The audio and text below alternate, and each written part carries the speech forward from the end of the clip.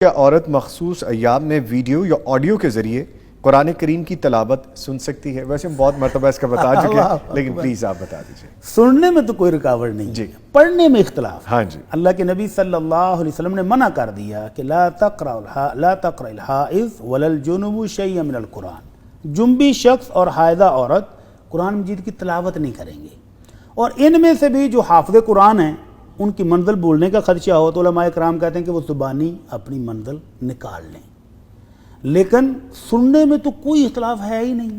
معذرت کے ساتھ کاٹ رہا ہوں آپ کو، زبانی اپنی منزل نکال یعنی وہ پڑھ سکتی ہے۔ جو حافظ قرآن خواتین ہیں، مرد ہیں، مردوں کو تو خیر جنبی حالت میں تھوڑا سا وقفہ ہوتا ہے، وہ نہا لیں گے۔ خواتین جو حائضہ ہیں ان کو 8-10 دن کا وقفہ ہے، حافظیں ہیں، حفظ کر رہی ہیں، سبق بولنے کا خدشہ ہے، تو ان کے لیے اجازت ہے کہ وہ زبانی اپنی منزل نکال لیں، کسی کو سبق سنا لیں، اس سے درائی کر لیں، لیکن قرآن مجید کو ہاتھ میں لے کے نہ پڑھیں۔ اور سننے میں تو کوئی مسئلہ ہی نہیں ہے نا، وہ تلاوت لگی ہوئی ہے، آڈیو ہو ویڈیو ہو، کانوں سے سننا سنتی رہیں۔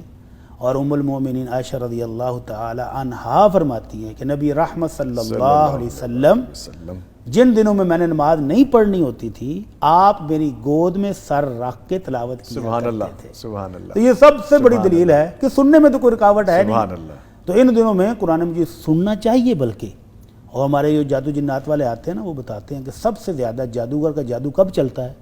جب خواتین نماز نہیں پڑھ رہی ہوتی۔ اللہ اکبر۔ تو وہ جب پاکیدگی کے دن ہوتے ہیں تو جادو بہت کم اثر کرتا ہے، اور جب پاکیدگی کے دن نہیں ہوتے تو جادو بہت جلدی اثر کرتا ہے۔